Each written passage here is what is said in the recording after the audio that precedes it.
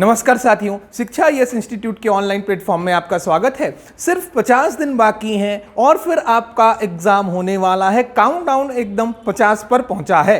तो चलिए स्टार्ट करते हैं वीडियो एमसीक्यू का, जहां पे सारे क्वेश्चंस अपन जैसा कि करते आए हैं उसी प्रकार डिस्ट्रीब्यूशन जैसा होगा क्वेश्चन का, जैसे एग्जाम में आने वाला है। तो चलिए स्टार्ट करते हैं। आज का पहला क्वेश्चन क्या है, ये देखिए HCF LCM का क्वेश्चन है। क्या कहता है, एक व्यक्ति के पास क्रमशः 10, 15 और 20 मीटर लंबाई की लोहे की 3 छड़ें हैं। एक व्यक्ति है, इसके पास 10 मीटर की एक छड़ है, ये 10 मीटर की, और दूसरी छड़ है 15 मीटर की, और तीसरी जो छड़ है ना वो कितने मीटर की है, 20 मीटर की है। मान लेते हैं कितना, हाँ 20 दिया है, ये 20 मीटर की छड़ है मान लिया। चलिए अब वो कहता है वह 3 छड़ों में से बराबर लंबाई के टुकड़े काटना चाहता है, मतलब इन तीनों को बराबर भागों में काटना चाहता है। तो बिना कुछ बर्बाद किए कम से कम कुल कितने टुकड़े काट सकता है। कम से कम टुकड़ा काटना है, मतलब ये 10 मीटर का है ना, तो मान लो इसका एक ही टुकड़ा करता, 10-10 मीटर का टुकड़ा करेगा, तो ये तो 10 मीटर का एक टुकड़ा निकल गया। इसको 10 मीटर का काटेगा तो 10 मीटर तो ये आ गया, लेकिन टोटल है कितना, 15। 15 में से 5 बर्बाद नहीं हो जाएगा, क्यों? क्योंकि उसको 10 मीटर का चाहिए, तो 10 मीटर यहाँ से मिल गया, लेकिन 5 मीटर एक्स्ट्रा बच गया। 10 मीटर तो 20 में से कट गया, ये भी 10 कट गया, ठीक है। 10 ये मिल गया, 10 ये मिल गया, 10 ये मिल गया, 15 में से भी 10 मिल जाएगा, लेकिन ये जो 5 मीटर है वो क्या हो गया, बर्बाद हो गया भाई। तो उसको बर्बाद तो करना नहीं है, तो वो क्या करेगा, कम से कम कुल कितने क्षण होंगे कहता है ना, कम से कम क्षण होंगे, कम से कम क्षण होंगे। मान लेते हैं एक यहाँ पे था, 2 यहाँ पे, 10 और 10 का 2 मिल गया, एक 10 का, तो 4 छड़ मिल रहे हैं। लेकिन ये वाली जो छड़ है 5 मीटर की, ये बर्बाद हो जा रही है। तो कम से कम क्षण होंगे तो उनकी लंबाई क्या होगी, बड़ी से बड़ी होगी। जैसे मान लेते हैं ये 10 मीटर का था, अब ये 10 मीटर का, तो 10 मीटर का कर रहे हैं, उससे क्या आ रहा है, एक्स्ट्रा बच जा रहा है। तो मानते हैं अब कितने मीटर का है सर, हम मान लेते हैं 5 मीटर का है। ये 5 मीटर का छड़ और ये 5 मीटर का, 5-5 का कितना छड़ हो गया, 2। अब 5 मीटर का 1, 2 और ये 3, ऐसा करके 3 छड़ नहीं हो गया। तो क्या निकालना है एक्चुअल में, आपको उसको डिवाइड करना है, काटना है ना, तो HCF निकालना है। क्या निकालना है, HCF किसका, 10, 15 और 20 का। HCF कितना आ गया इनका HCF, तो आप सभी HCF निकालना जानते हैं। आप कहेंगे सर इसका HCF आ जाएगा 5। HCF कितना आया, 5। आंसर आपका 5 नहीं है। जब 10 मीटर वाले को काटोगे तो कितने भाग में कटेगा, प्लस 15 मीटर वाले को काटोगे तो कितने भाग में, 20 मीटर वाले को काटोगे तो कितने भाग में। और ये याद रखें HCF 5 है ना, तो 5 से डिवाइड करना है ना, 5 से डिवाइड करना है। क्यों, 10 मीटर का 5 से काट रहे हो तो कितने भाग होंगे, देखो यहाँ पे 10 मीटर को 5-5 से काटा, 5 मीटर 5 मीटर, तो कितना, 2 भाग हो गया। 15 मीटर को 5 से काट रहे हो, 5 मीटर 5 मीटर 5 मीटर, कितना भाग हो गया, कितनी छड़ हो गई टोटल। 15 को 5-5 में काटा ना, तो 3 छड़ मिली। 20 को 5-5 में काटोगे, 5, 10, 15, 20, 5-5 की कितनी छड़ हो गई, 4 छड़ नहीं हो गई यहाँ पे, तो ये 4 कितना आया सर, 4, 3, 7, 2, 9। देखो 5 से डिवाइड किया कितना आया, 2। 5 से डिवाइड किया कितना आया, 3। 5 से डिवाइड किया 4, सबको जोड़ दिया, 4, 3, 7, 2, 9। इसका क्या है, राइट आंसर है। एक चीज और समझो, कम से कम देखते हैं ना कुछ बच्चे, तो क्या लगा देते हैं, LCM लगा देते हैं, छोटी से छोटी कम से कम। लेकिन ये याद रखो, संख्या कम से कम है ना, संख्या कम से कम है तो उसका साइज बड़ा से बड़ा होना चाहिए। वो जो छड़ काट रहे हो उसका साइज बड़ा से बड़ा होना चाहिए। बड़ा से बड़ा किसमें कब होता है? जब आप क्या निकालते हैं?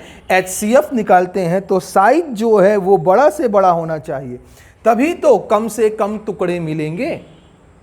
चलो, उम्मीद करते हैं ये बात आपको समझ में आई होगी। नेक्स्ट क्वेश्चन देखिए।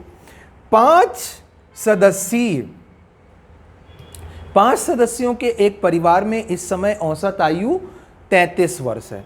5 सदस्य हैं, नंबर कितना है? 5। एवरेज कितना है? आपको पता है एवरेज कितना है? 33।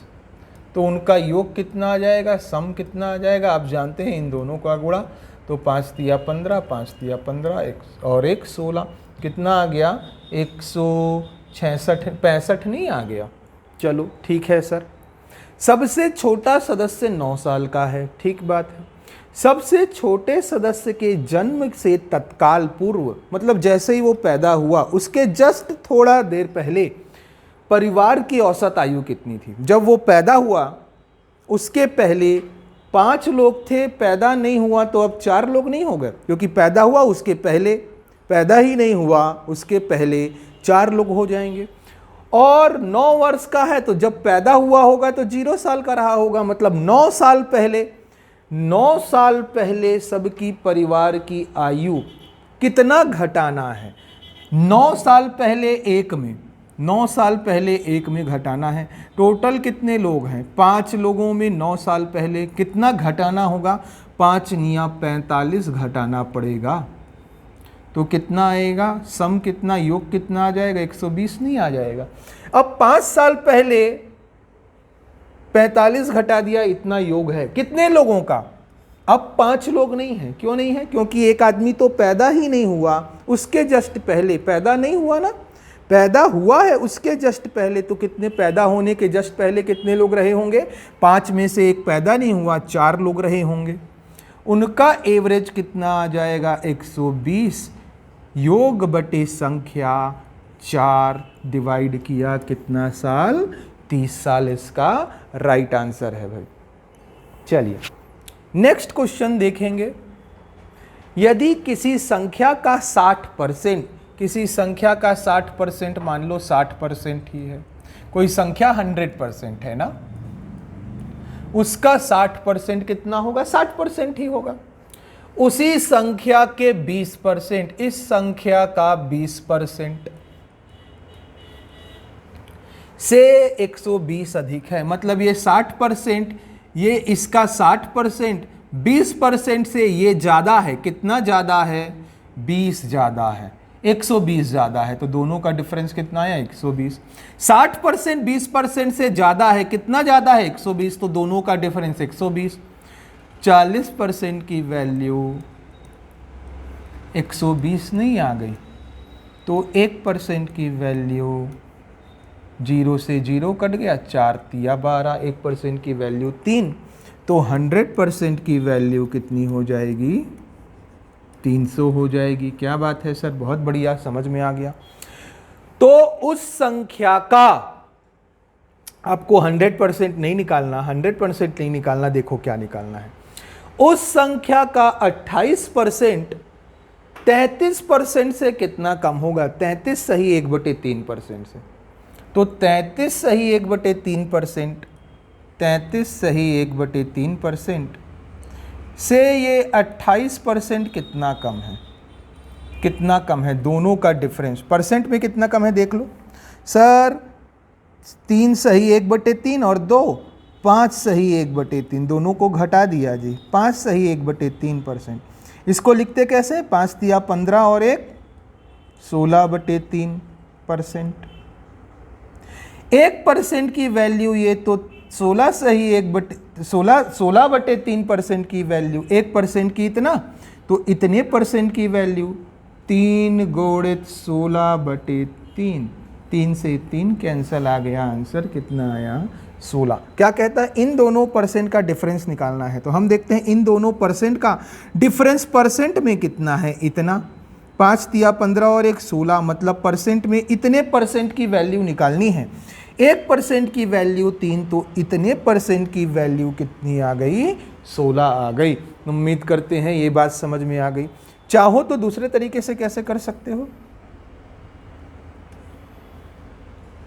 देखो 1% की वैल्यू 3, तो 100% की वैल्यू कितनी? 300।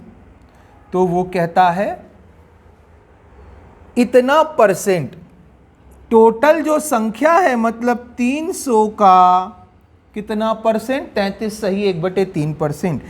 33 सही 1/3%, मतलब इसकी वैल्यू कितनी होती है? 1/3। 300 का 1/3 कितना आएगा? 100। और बोलता है 300 का 28%, 28 या 84। ये 100 और 84 में कितना डिफरेंस है ये पूछा है।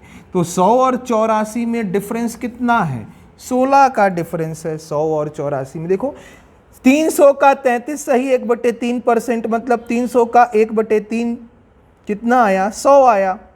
300 का 28% कितना आया? 84 आया। इन दोनों का अंतर कितना आया? 16 आया। वही तो पूछ रहा है कि कितना कम है, कितना कम है? 16 कम है। चलिए नेक्स्ट क्वेश्चन भाई। एक परीक्षा में 1100 लड़कों और 900 लड़कियों ने भाग लिया। 1100 बॉयज थे, बॉयज 1100, और गर्ल्स कितनी है? 900 है। ठीक है, उनमें से 50% लड़के और 40% लड़कियां उत्तीर्ण मतलब पास हो गए, तो अनुत्तीर्ण विद्यार्थियों का प्रतिशत कितना रहा? देखो पास इतने हो गए 50%, तो फेल कितने होंगे? फेल 50% पास हैं तो 50% फेल हैं, सिंपल सी बात। 40% लड़कियां उत्तीर्ण है, पास हैं 40%, तो 60% फेल होंगी। नंबर कितना आ जाएगा? 1100 का 50% कितना आ गया? 550। और 900 का 60% कितना आ गया? 9 पंचे 45, 9 छक्का 54, कितना? 540। 900 का 60% निकाला, इतना आ गया। टोटल नंबर में फेल कितने हैं? फेल हैं कितने? 550 और 540, टोटल कितना हो गया? 5 5 10, 5 4 9, इतने फेल हैं। फेल कितने हैं? 1090 फेल हैं। ठीक बात है सर, 1090 फेल हैं, तो ये 1090 टोटल का, कुल का कितना प्रतिशत है? अनुत्तीर्ण परीक्षार्थियों का प्रतिशत कितना रहा? टोटल अनुत्तीर्ण कितने हैं? 1090। किसमें से हैं? टोटल है कितनी? 1100 और 900, टोटल कितना है?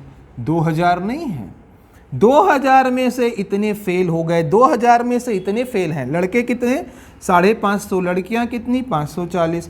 2000 में से इतने फेल हैं, परसेंट निकालना है, सिंपल सी बात है। 00 से 00, 10 से 10, 2 पंचे 10, 2 चौक 8, 2 पंचे 10, 54.5% आपका क्या है? इसका राइट आंसर है भाई। चलिए नेक्स्ट क्वेश्चन देखिएगा। क्वेश्चन नंबर 5 क्या कहता है? देखो ये तो सिंपल है, बहुत बार पढ़ाया है। क्या बताया है हमने? ऐसा जब भी फिगर आता है ना, m कहें या w कहें, तो इस तरफ के कोण, इस तरफ के कोण का योग इसके बराबर, ये दोनों का योग इसके बराबर, या फिर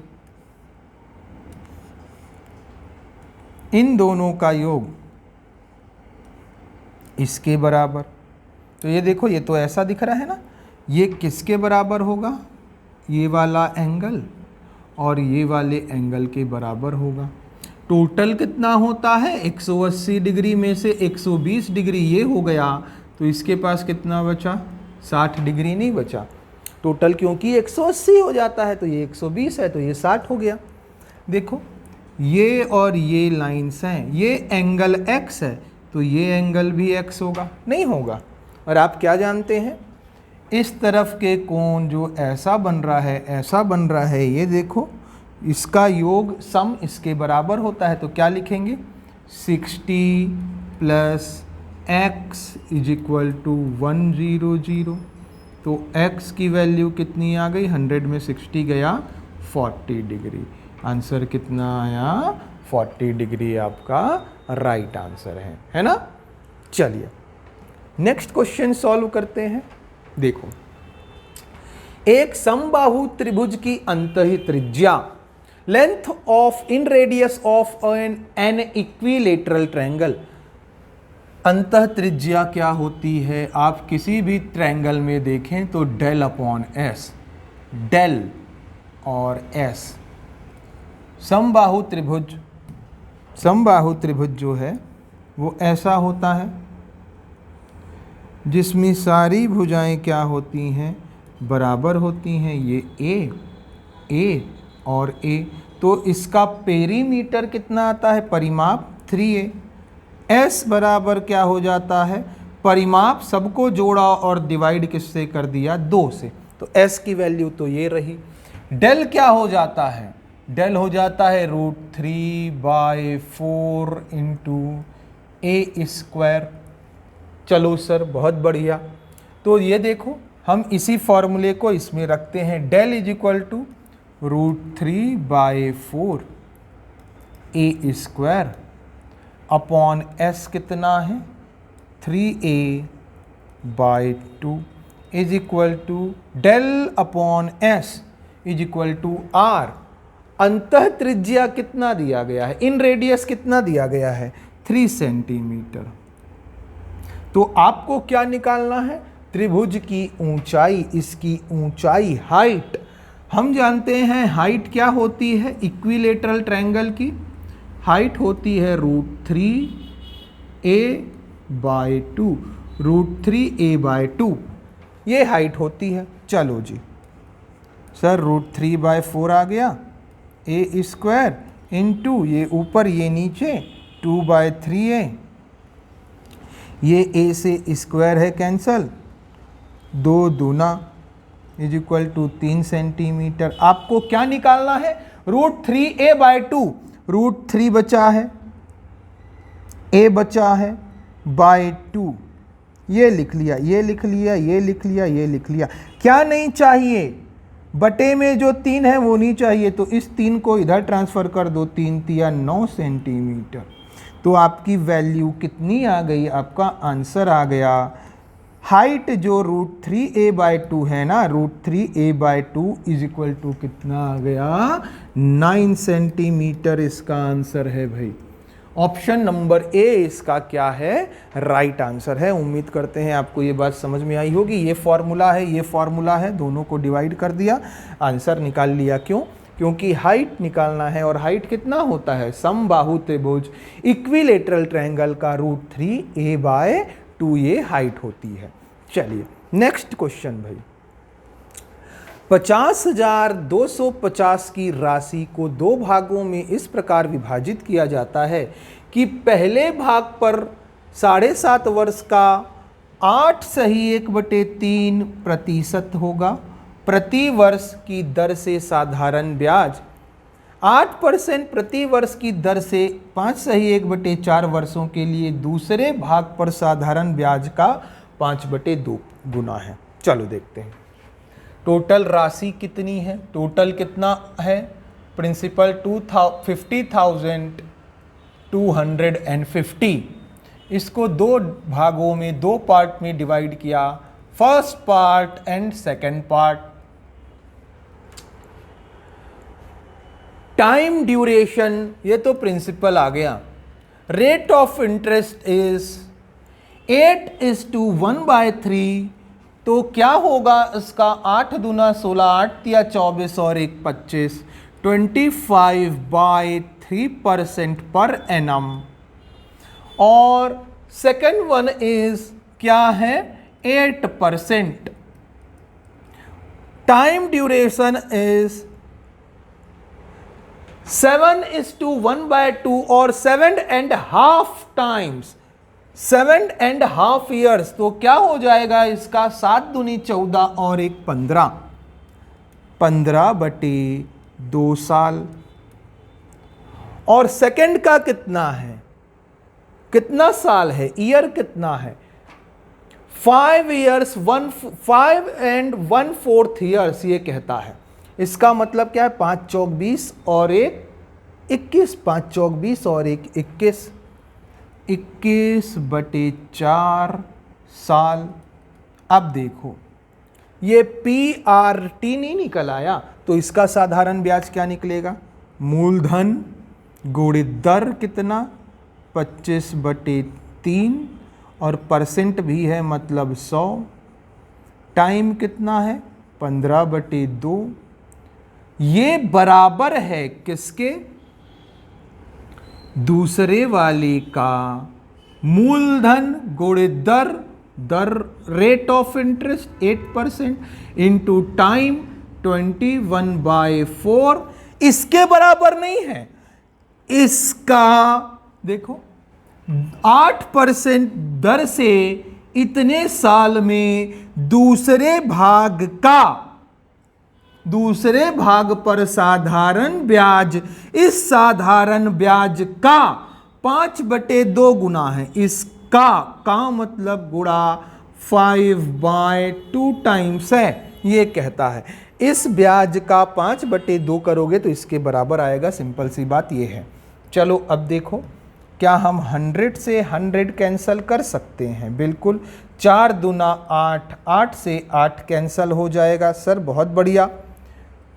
5 तिया 15, सर ठीक है। 3 से 3 कैंसल, क्या बचा है?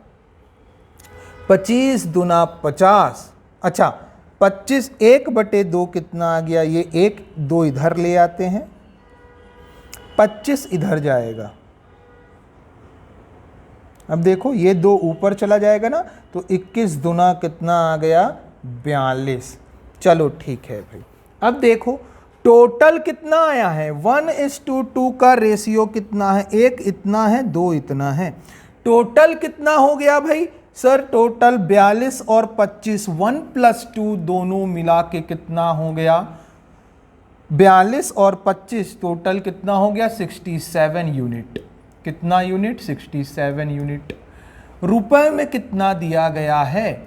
50,250 रुपये। यही नहीं दिया गया? आप बताओ। सर बिल्कुल दिया है। आप कहेंगे 50,250 रुपये दिए गए हैं।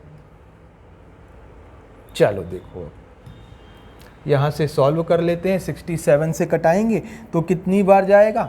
7 7 6 छंग 36, 6 7 42, 8 छंग 48, 8 बार तो जाएगा नहीं। एक यूनिट की वैल्यू कितनी आ गई? हम 67 से डिवाइड कर रहे हैं ना।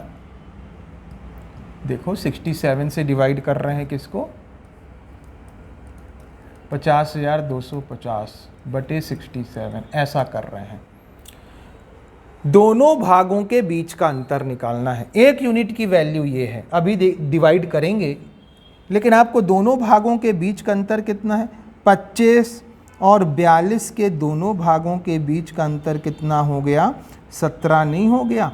तो 17 यूनिट की वैल्यू निकालनी है। 17 यूनिट की कितना आ जाएगा?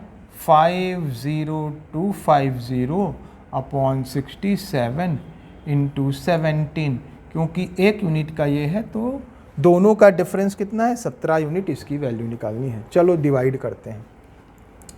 67 सत्ते, 67 सत्ते कितना हो जाएगा? 7 सत्ते 49, 6 छंग 36, 6 सत्ते 42, 42 और 4 46, 502 में गया 31 और 33। ठीक है भाई, 7 बार में गया ये। बचा कितना? 33 और 5 उतर आया। 67 कितनी बार जाएगा? 5 सत्ते 35 और 5 छक्का 30। सर 5 बार में गया ये और एक 0। 750 आ गया।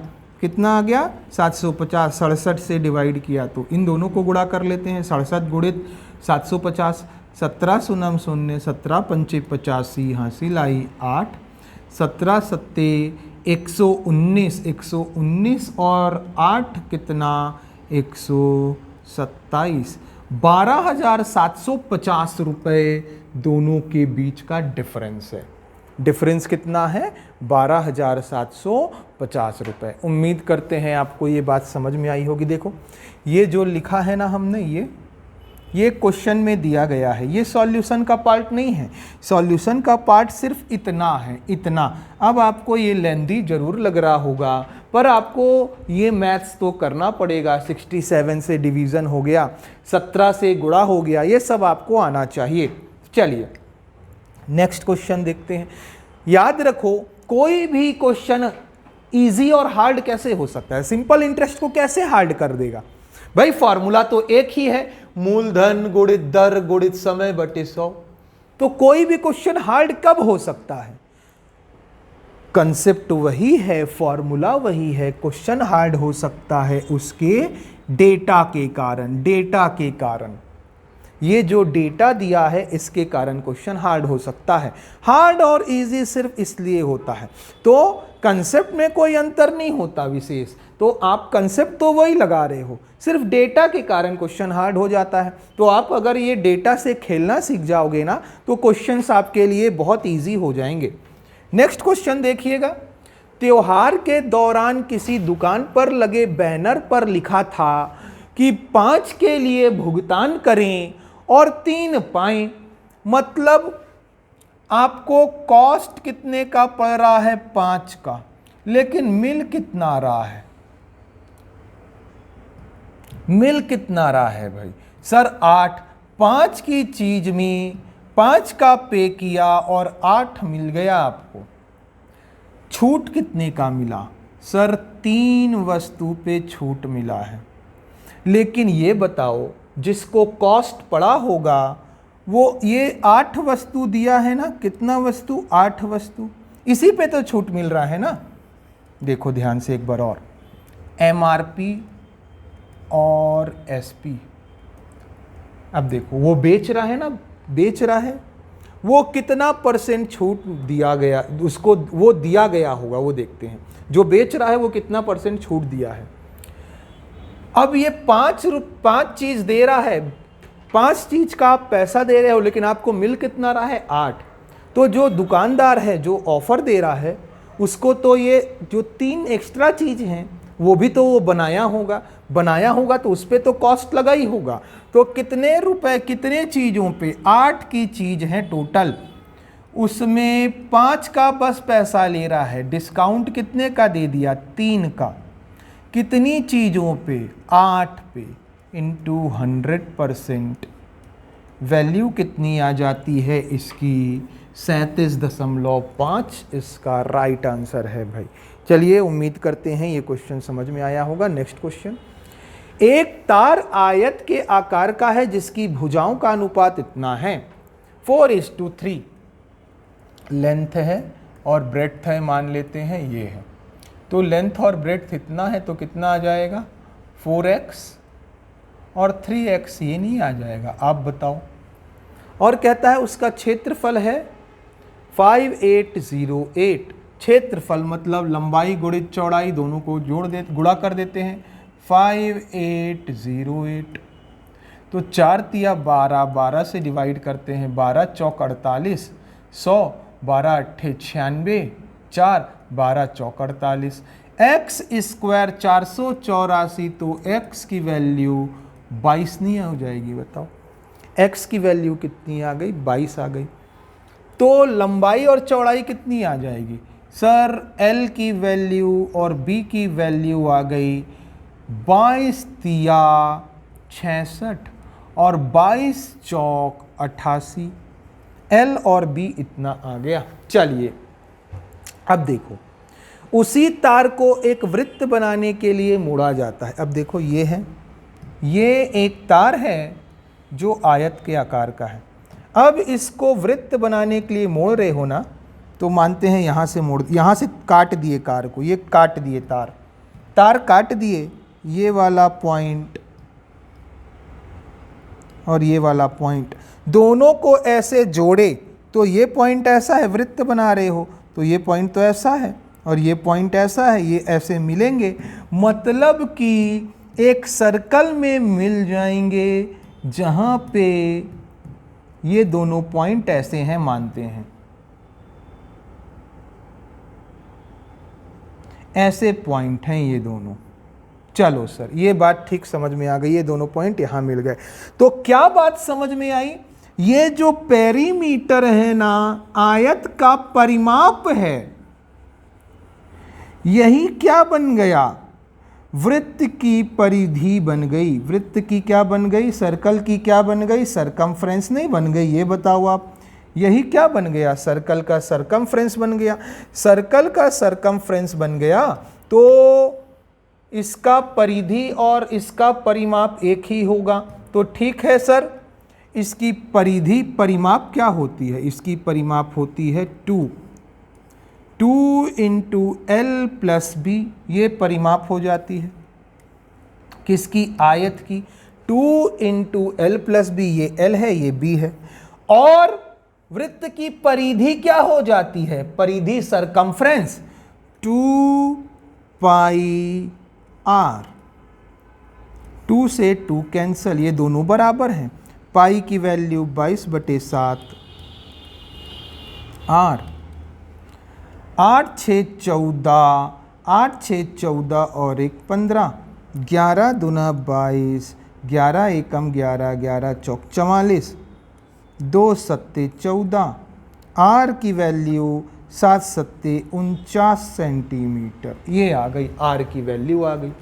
अब आपको बोलता है वृत्त का क्षेत्रफल क्या होगा, तो आपको ये नहीं पूछ रहा, क्षेत्रफल पूछ रहा है। क्षेत्रफल हम क्या जानते हैं, वृत्त का क्या होता है भाई, पाई आर स्क्वायर। पाई मतलब 22/7, आर की वैल्यू 49 गुणित 49, 7 सत्ते 49, 7 दूनी 14, 14 निया 126, इकाई के स्थान पे क्या आया 6। 6 यहाँ है क्या, नहीं है। 6 यहाँ है क्या, नहीं है। ये दोनों आंसर नहीं हो सकते क्योंकि इकाई में 6 आ रहा है। अब देखो 50 से भी गुणा कर लिया ना तो कितना आएगा, 11 110, 11 सत्ते 77, लगभग आपका आंसर कितना आएगा 75, क्योंकि 90 के आसपास नहीं आ रहा, वो 77 आ रहा है, तो लगभग 75 46 आंसर है। अप्रॉक्सीमेशन से हमने आंसर निकाल लिया, आप गुणा करेंगे आपका आंसर आ जाएगा। चलिए, उम्मीद करते हैं ये बात समझ में आ रही होगी। नेक्स्ट क्वेश्चन बनाएंगे। दो वृत्त एक दूसरे को इस प्रकार प्रतिच्छेदित करते हैं कि प्रत्येक दूसरे को एक केंद्र से होकर गुजरता है। देखो, इस टाइप का कंसेप्ट हमने आपको बताया है इसी सेशन में एमसीक्यू के, लेकिन क्वेश्चन अलग है। इसको कॉमन कॉल्ड का क्वेश्चन है, बस थोड़ा सा ध्यान देना है। देखो, दो वृत्त हैं जिनकी त्रिज्याएं सेम हैं और ये कहां से गुजर रहे हैं, एक दूसरे के सेंटर से। इसका सेंटर ये है ना, मानते हैं, और इस वृत्त का सेंटर ये है।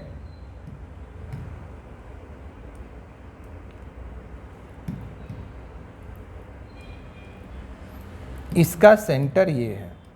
चलो ठीक है, ये इस वृत्त का, नीले वृत्त का, ये लाल वृत्त का सेंटर है सर्कल का। अब क्या करना है, हमको दिया गया है ये त्रिज्या होगी। त्रिज्या कैसे, ये त्रिज्या नहीं हो जाएगी, ये बताओ। दोनों के यहाँ से सेंटर से, ये सेंटर से परिधि तक खींच दिया त्रिज्या। ये लाल वाले को देखो, सेंटर से परिधि तक खींच दिया त्रिज्या, तो ये त्रिज्या हो गई। त्रिज्या एक त्रिज्या तो ये भी हो गई। देखो, सेंटर से परिधि तक, इस लाल के सेंटर से ये परिधि तक खींच दिया, ये भी त्रिज्या नहीं हो जाएगी। आप जानते हो ये भी त्रिज्या हो जाएगी और ये भी त्रिज्या हो जाएगी। तो ये रोम्बस टाइप का नहीं बन गया। हम इसको मार्क कर लेते हैं, ये O1 O2 A और ये B। अब क्या कहता है, उभयनिष्ठ जीवा जो है वो कितनी लंबी है? 14√3, 14√3 है। ये जीवा है जो दोनों में कॉमन है। कॉमन कॉर्ड का क्वेश्चन है, कॉमन कॉर्ड। ये उभयनिष्ठ जीवा है ए बी, वो दोनों में कॉमन है और उसकी लंबाई कितनी है? 14√3। तो आपको बताना है परिधियों का योग क्या होगा। सर हम ये जानते हैं, जो ये डायग्राम बन गया ना, कौन सा?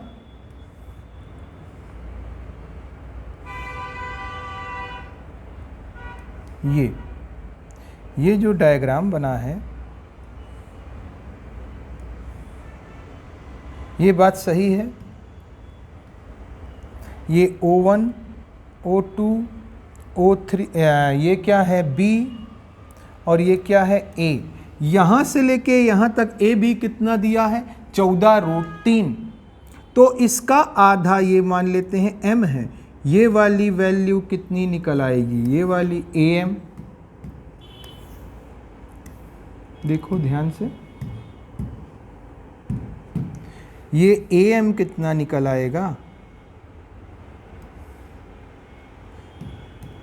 सर ये am निकल आएगा a से m 7√3। क्यों 7√3? क्योंकि ये 14√3 है तो इसका आधा 7√3। 7√3 कितना आ गया? 14√3। ये 7√3 है। यहाँ से लेके यहाँ तक r है और ये कितना है?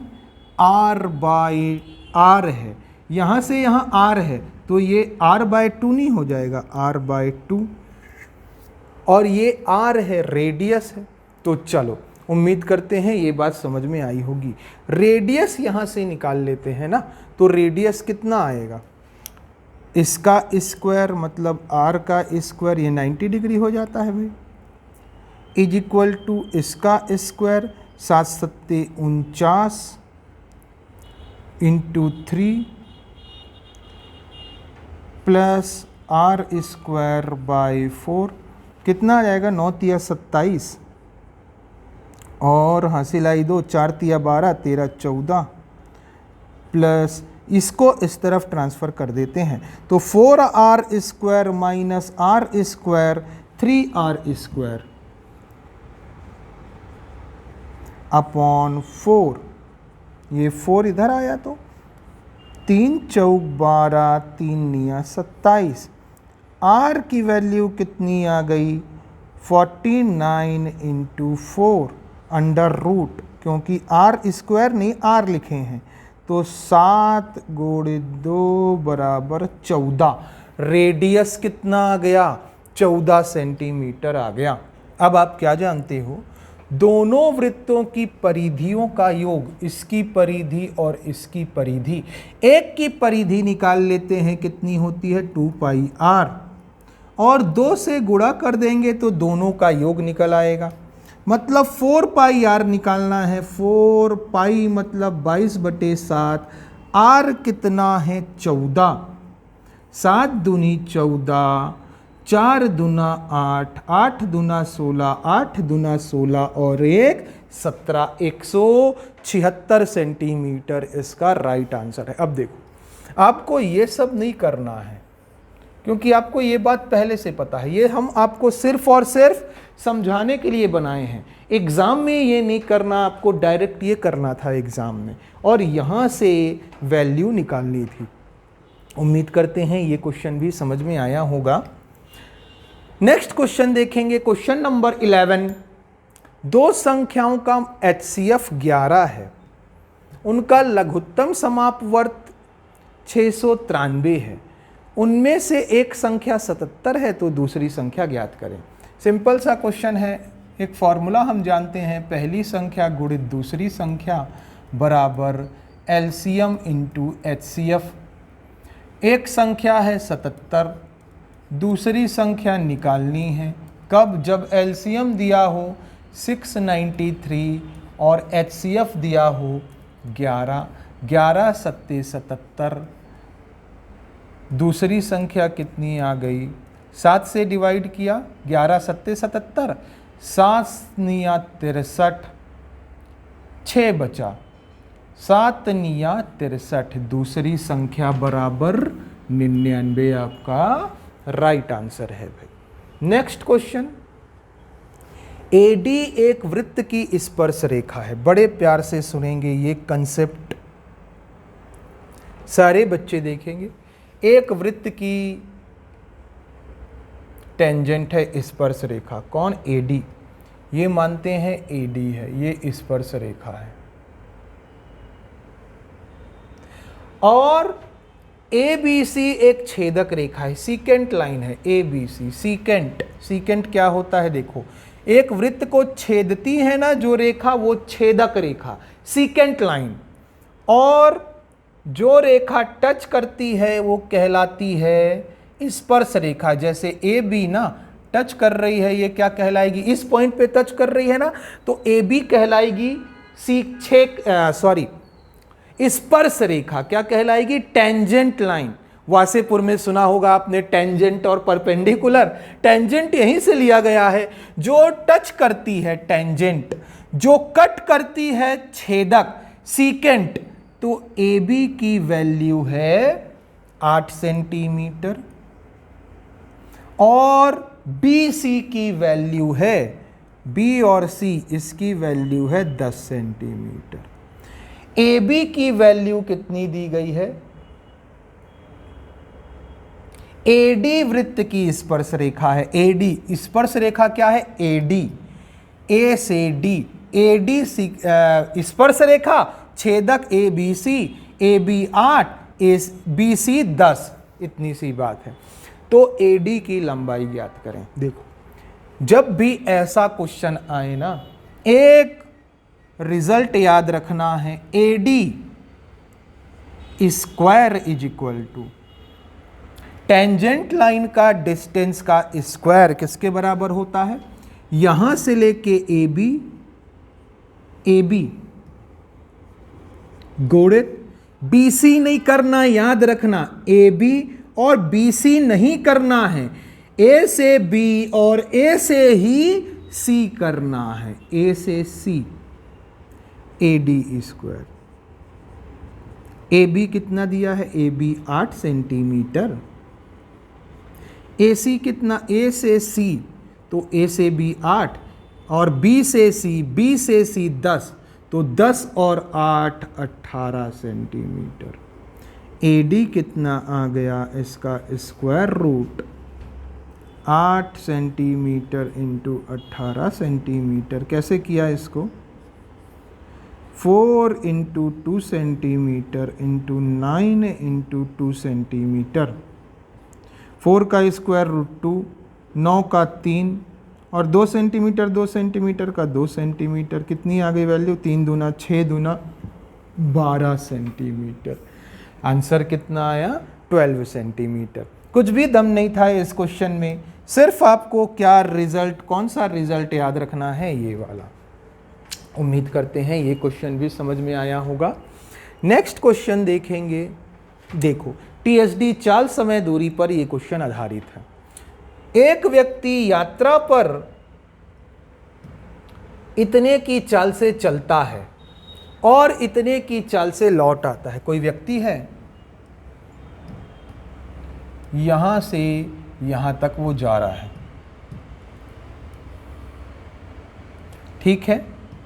यहां से यहां गया ना, जाते समय उसकी जो चाल थी 1/x थी, और आते समय जो चाल है ना, आते समय जो स्पीड है वो कितनी है? 1/x²। तो आपको औसत चाल निकालना है। याद रखो, औसत चाल जब डिस्टेंस कांस्टेंट हो, डिस्टेंस जितना दूरी गया है उतनी ही दूरी लौटा है, जितनी चला है उतनी ही वापस आया है। तो जब भी डिस्टेंस कांस्टेंट हो, आने जाने की दूरी समान हो, तो क्या लिखते हैं? एवरेज स्पीड क्या आ जाती है? स्पीड एवरेज क्या आ जाती है? 2 इंटू S1 जाने की स्पीड इंटू S2 वापस आने की speed, S1 plus S2, S1 plus S2, ये आपको करना होता है। अब चलो देखते हैं। एवरेज क्या आ जाएगा? दोनों का गुणा, तो 2 गुणित 1/x इंटू 1/x² बटे, दोनों को जोड़ना है, 1/x प्लस 1/x²। ऊपर का तो वही आएगा ना, 1/x³ x² और x की गुणा करेंगे तो कितना आ जाएगा, x³ आ जाएगा। और ये 2 है तो 2 का गुणा कर ही दो, बटे इसको जोड़ेंगे, कैसे जोड़ेंगे, x² का गुणा इसमें हुआ x² इंटू 1x², x का गुणा x में हुआ तो x बटे x² और x का गुणा होगा, इन दोनों का गुणा करो यहाँ लिखो, इन दोनों का गुणा किया यहाँ लिखा, इन दोनों का गुणा किया यहाँ लिखा, x गुणित 1 x, इन दोनों का गुणा करेंगे तो x की घात 3 आ जाएगा। देखो क्या आता है, 2/x³, ये उल्टा हो जाएगा तो x³/x² प्लस x, इससे ये कट गया तो बचा क्या, क्या बच गया, 2/x² plus x। Option number कौन सा है, बी इसका राइट आंसर है। ये फॉर्मूले में लगा था, कोई भी दम नहीं था क्वेश्चन में, ये फॉर्मूला लगाना है। चलिए नेक्स्ट क्वेश्चन देखिएगा, 5.2 सेंटीमीटर त्रिज्या वाले एक वृत्तखंड का परिमाप इतना है, तो सेक्टर का क्षेत्रफल, ये ध्यान दो, वृत्तखंड या वृत्तखंड को क्या कहते हैं, सेक्टर कहते हैं। ये क्या है, ये वृत्तखंड है भाई,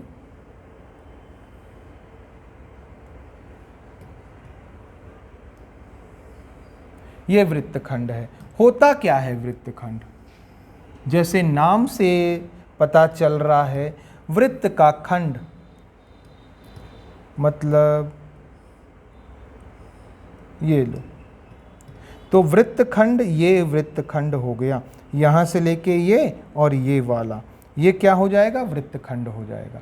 इसका क्षेत्रफल निकालना है कब, जब त्रिज्या कितनी दी गई हो, 5.2 5.2।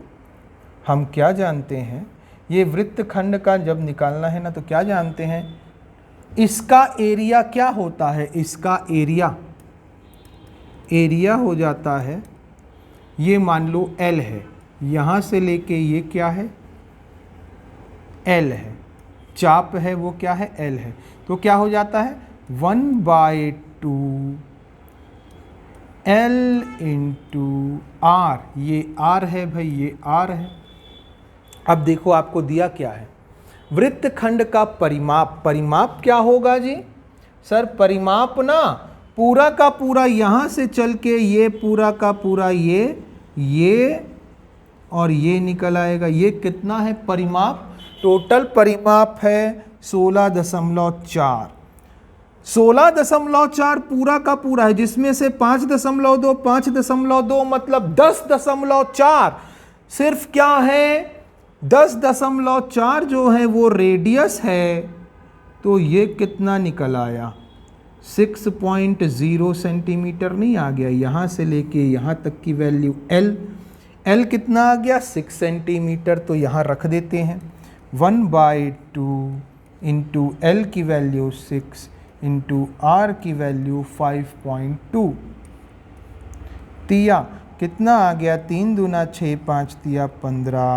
15.6 centimetre square. Option number A, option number A आ रहा है भाई।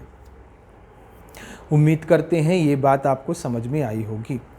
इसका ये फॉर्मूला इम्पॉर्टेंट है, एरिया क्या होता है, सेक्टर का एरिया ये होता है जब एंगल नहीं दिया गया होता। क्या एंगल वाले से निकाल सकते हो, बिल्कुल निकाल सकते हो। देखो हम क्या जानते हैं, इसका परिमाप का फॉर्मूला हम जानते हैं,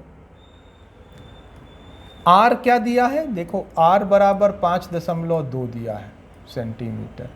हम क्या जानते हैं, ये त्रिज्या खंड है ना, इसकी परिमाप क्या होती है थीटा, ये थीटा है, θ/360 इंटू 2πr, ये क्या है यहाँ से लेके यहाँ तक का एरिया, ये नहीं हो जाएगा? आप कहेंगे बिल्कुल हो जाएगा। और ये L कितना निकाला आपने? L कितना निकाल लिया? सर टोटल जो है 16 है 0.4, उसमें से 10.4 तो यही हो गए। कैसे? 16.4 ये हैं, ये 5.2, 5.2, टोटल में से 10.4 घटा दिया तो 6 आ गया। ये कितना है? 6। अब ये बताओ हमको निकालना क्या है? इसका एरिया। एरिया क्या होता है? θ/360 इंटू पाई r स्क्वायर, ये होता है। तो θ/360 यहाँ भी है और पाई यहाँ भी है, तो हम ये पाई की वैल्यू यहाँ से नहीं निकाल सकते। 3 क्या आ जाएगा? देखो ध्यान से। सर r स्क्वायर की वैल्यू है θ/360 इंटू पाई। r स्क्वायर कितना है? 5.2, तो 5.2 गुणित 5.2, इसकी वैल्यू निकालनी है। तो क्या हम इसकी वैल्यू निकाल सकते हैं θ/360 इंटू पाई की? बिल्कुल निकाल सकते हैं। यहाँ से θ/360 इंटू पाई की वैल्यू क्या हो जाएगी? 6/θ/360 पाई चाहिए, 2r नहीं चाहिए, 2 इंटू r क्या है? 5.2। इसकी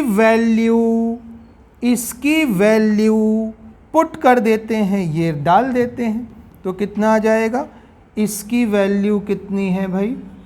सर इसकी वैल्यू है 6/2 इंटू 5.2 इंटू 5.2 इंटू 5.2। ये 5.2 से 5.2 कैंसल, 2 तिया 6, 3 दूना 6, 5 तिया 15.6 सेंटीमीटर स्क्वायर। देखो वही आ रहा है। तो हमने दोनों तरीके से निकाल लिया, लेकिन आप डायरेक्ट करेंगे। एरिया ऑफ सेक्टर क्या होता है? Sir 1/2 into L into R। चलो कितना क्वेश्चन कर लिया अपन ने? 11 क्वेश्चन शायद कर लिया है, 12वां भी हो गया। चलो ये क्वेश्चन 14 क्वेश्चन अपन ने कर लिए थे। अब चलो 15th क्वेश्चन देखते हैं। हाँ, 102 मीटर, 119 मीटर और 153 मीटर, 204 मीटर लंबी 4 रस्सियों को समान लंबाई के भागों में काटना है। ये भी HCF का क्वेश्चन आ गया। प्रत्येक भाग जितना लंबा हो, जितना संभव हो उतना लंबा होना चाहिए। जितना लंबा होगा उनके टुकड़ों की संख्या उतनी न्यूनतम होगी। न्यूनतम कब होगी? जब वो टुकड़ा ज्यादा लंबा होगा। जैसे ये टुकड़ा है, ये देखो ये है, इसको 2 भागों में काटेंगे तो बड़ा टुकड़ा नहीं आएगा। ये 2 भागों में काटेंगे तो एक इतना भाग और दूसरा यहां से यहां, तो कितना न्यूनतम संख्या होनी चाहिए? कम होना चाहिए। तो काट दिया तो 2 भाग में। अब देखो भाग छोटा छोटा करते जा रहे हैं। 1 2 3 4 5 6 7 भाग में काट दिया तो छोटा टुकड़ा आ गया और टुकड़े क्या हो गए? ज्यादा हो गए। 1 2 3 4 5 6 7। जब भाई छोटा साइज कर दिया, पहले इतना आधा में काट रहे थे तो साइज बड़ा था, साइज छोटा कर दिया तो टुकड़े क्या हो गए? ज्यादा हो गए। लेकिन वो कहता है टुकड़ों की न्यूनतम संख्या होनी चाहिए, मतलब ये साइज अधिक से अधिक होना चाहिए, अधिक से अधिक, बड़ा से बड़ा होना चाहिए। उस कंडीशन में क्या निकालते हैं? HCF। तो 102, 119, 153 और 204 का HCF निकालना है। हम जानते हैं, हमको ये पता है, ये 17 से कट जाता है। 17 पंचे 85, 17 छंग 102, 17 सत्ते 119, 17 निया 153, 17 एकम 17, 3 बचा 17 दूना 34। सब में और कुछ कॉमन है क्या? 3 3 3 कॉमन है, लेकिन इसमें कुछ भी कॉमन नहीं है। मतलब HCF कितना आएगा? 17। अब देखो न्यूनतम संख्या पूछी है ना, तो जैसे पहला क्वेश्चन बनाया था वैसा ही है ये क्वेश्चन। 102/17 प्लस उसकी लंबाई क्या होगी, मीटर, इतने मीटर में है तो कितने कितने मीटर में काटेंगे, 17 मीटर काटेंगे। 102 मीटर को 17 मीटर में काटोगे तो कितने टुकड़े आएंगे, 17 पंचे 85, 17 छंग 102। 119 मीटर को 17 मीटर में काटोगे तो कितने टुकड़े आएंगे, 7 टुकड़े आएंगे। 153 मीटर को 17 मीटर में काटोगे तो कितने टुकड़े, 9। 204 को काटोगे 17 मीटर में तो कितने टुकड़े, 12। देख लो एक बार, 17 पंचे 85, 17 छंग 102, 6 टुकड़े, 17 सत्ते 119, 17 निया 153, 17 12, तो कितना आ गया, 6 दूनी 12, 13, 13 12 25, 25 और 9 34, कितने टुकड़े आ रहे हैं, 34 टुकड़े इसका राइट आंसर है भाई। नेक्स्ट क्वेश्चन देखेंगे। एक कक्षा के 48 विद्यार्थियों का औसत भार 37 किलोग्राम था। 37 किलोग्राम था 48 व्यक्तियों का। एक टीचर आ गया, टीचर आ गया तो कितने लोग हो गए, 49 लोग नहीं हो गए, 49 लोग। और सब 49 में औसत भार कितना बढ़ गया, 1.2 किलोग्राम की वृद्धि हो जाती है। कितने में, पूरे 49 में। 49 में 1.2 की वृद्धि हो गई। पहले कितना था, 37। शिक्षक कितने किलो का होगा ये निकालना है ना, तो ऐसा करेंगे, पहले जितना था उसमें जोड़ देंगे। कितने लोग हो गए, 49 में कितने की वृद्धि, 1.2 की। 12 निया 108, 12 चौक 48 और 10 58, कितना जोड़ दिया, 37। कितना आ गया भाई, 0.8 तो आना ही था। 7 दूनी 14 और 1 15, हासिल आई 1, 5 3 8 और 1 9, कितना केजी आया, 95.8 केजी का टीचर है। कैसे किया, जो पुराना एवरेज था ना उसमें नए नंबर, कितने नंबर हो गए, 49, और सब में कितना बढ़ रहा है, 1.2, उसको ऐड कर दिया गुणा करके। चलो नेक्स्ट क्वेश्चन। यदि किसी वस्तु का विक्रय मूल्य उसके लागत मूल्य से 32% अधिक है, विक्रय मूल्य जो है 32% अधिक है, मतलब 132 है, चलो ठीक है, और वस्तु के अंकित मूल्य पर दी गई छूट 12% है। छूट दोगे तो क्या आता है, विक्रय मूल्य, तो एमआरपी है उस पे 12% की छूट दी गई है, मतलब 100 में 12 की छूट तो 88 नहीं होगा, 88 में नहीं बेचे होगे, बेचे कितने में होगे, 88 में। 32% प्रॉफिट है, लाभ है, 32% अधिक है, 100 से 32 अधिक है। 100 में 12 की छूट तो 88 में बेचे होंगे, तो सीपी और एसपी और एमआरपी कितना आ गया, सीपी 100 × 88, इन दोनों का गुणा, सीपी एसपी 132 × 88, एमआरपी 132 × 100। आपको निकालना क्या है, लागत मूल्य और अंकित मूल्य का अनुपात। लागत मूल्य और अंकित मूल्य दोनों का अनुपात 100 × 88 अनुपात 132 × 100। 100 से 100 कैंसल, कितनी बार जाएगा, 44 दूना 44 तिया, 44 दूना 88, 44 तिया कितना आ गया, 132। कितना आंसर आया, 2:3। डायरेक्ट चाहो तो कैसे कर सकते हो, देखो एमआरपी और सीपी का रेशियो लो, देखो जितनी छूट है ना वो नीचे लिखो, छूट कितने की मिल रही है, 12 की, तो 88, 100 में 88 कम, 100 में 12 कम, सीपी में छूट लिखना। कितना अधिक है, कितना अधिक है, Cp से कितना अधिक है 32, तो 132। 44 तिया 44 दूना, क्या निकालना है? लागत मूल्य और अंकित मूल्य। लागत मूल्य और अंकित मूल्य ना, लागत मूल्य कितना है 2, अंकित मूल्य कितना है 3। उम्मीद करते हैं ये बात समझ में आई होगी। और दूसरा यदि चाहते हैं, दो तरीके से बता दिया, और यदि अलग चाहते हैं तो देखो, MRP पर कितने की छूट? 12% की, तो कितने में बेचा होगा? MRP की चीज को 88% में।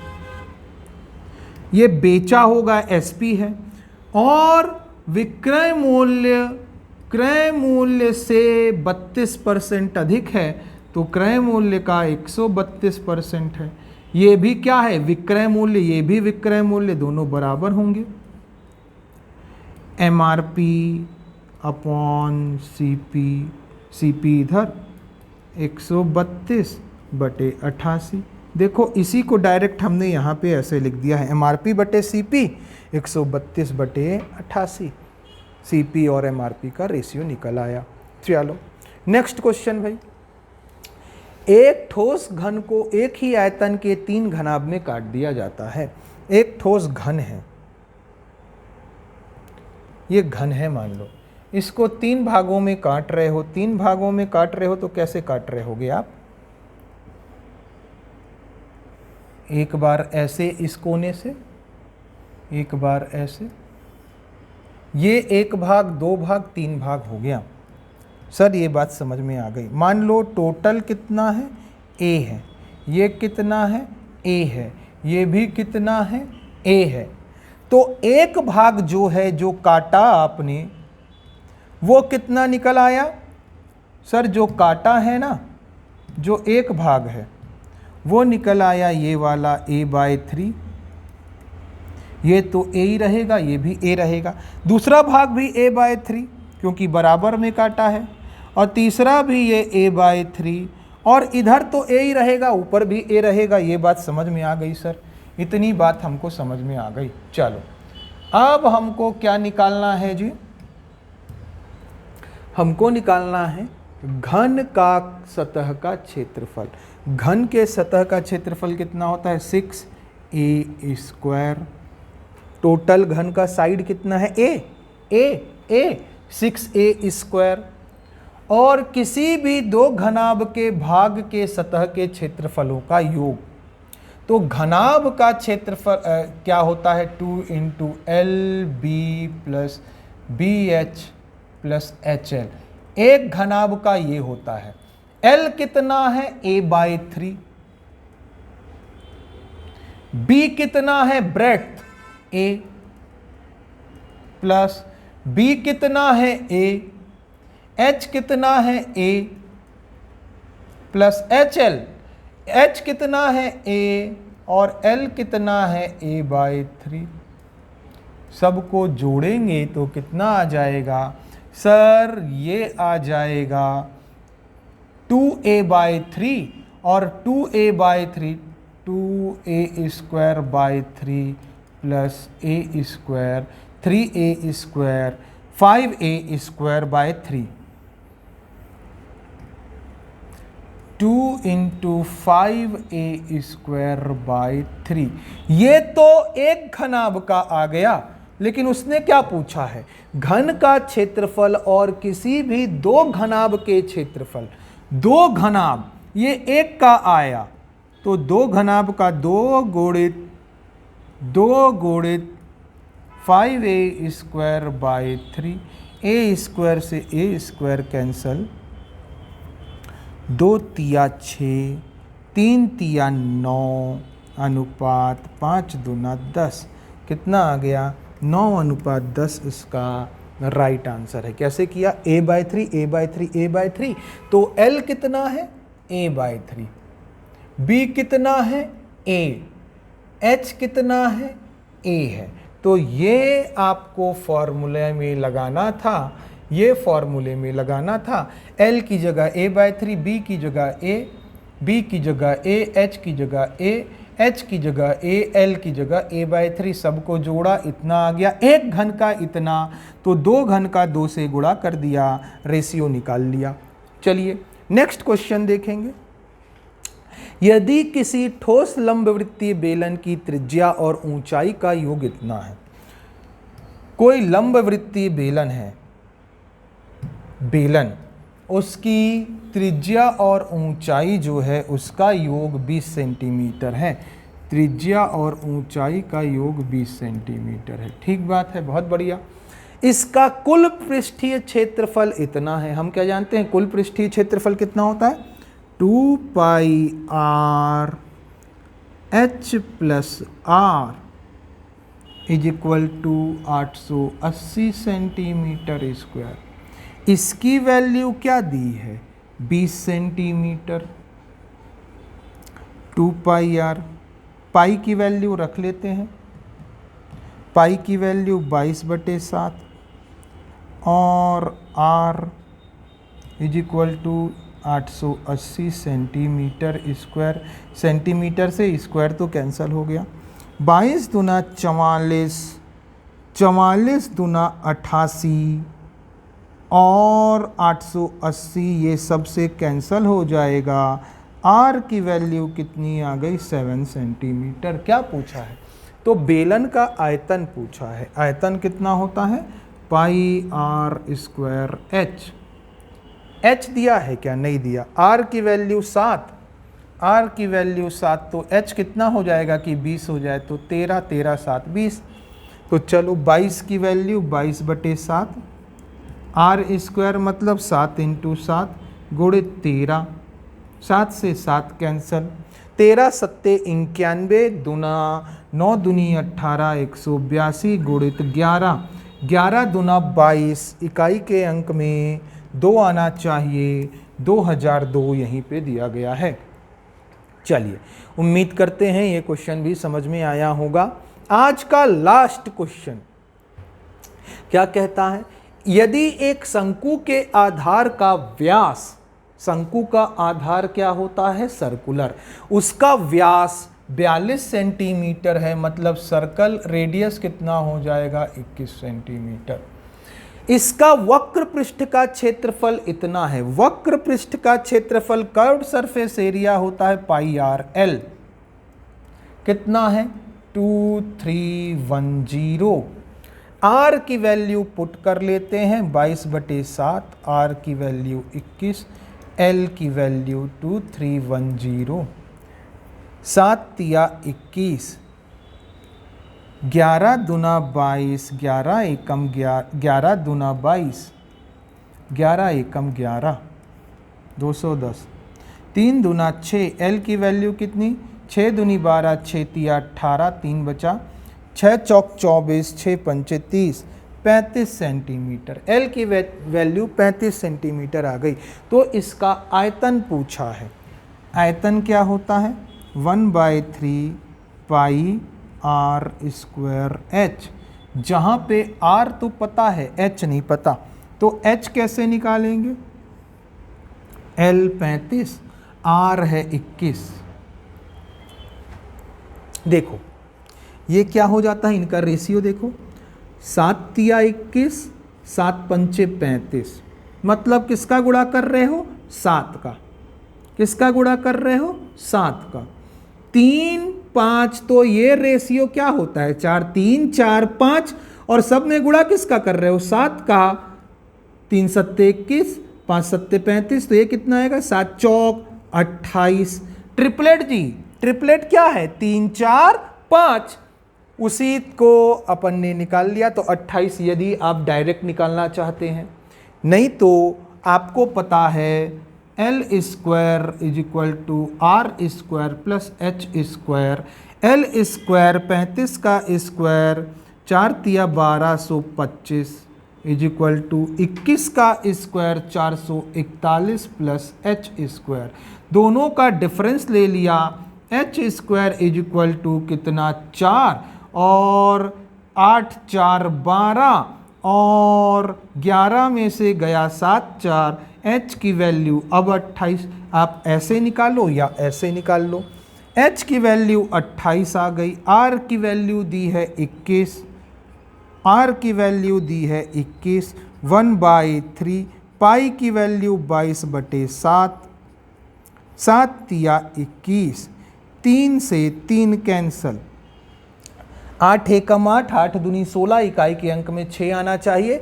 6 सिर्फ एक ही ऑप्शन में है, आंसर कौन सा आएगा? Option number C. हमको गुणा नहीं करना होता, देखो 8 एकम 8, 8 दूनी 16, इकाई के अंक में क्या आया? 6 आया ना। 6 सिर्फ एक ही ऑप्शन में है, वही आपका आंसर है। नहीं तो आप गुणा करते जा रहे हो और आंसर फिर निकालने में 5 मिनट लग रहा है। उम्मीद करते हैं आज का ये सेशन पसंद आया होगा। नेक्स्ट सेशन में ऐसे ही टॉप 20 या 25 क्वेश्चन लेके आपके सामने हाजिर होंगे। तब तक के लिए धन्यवाद।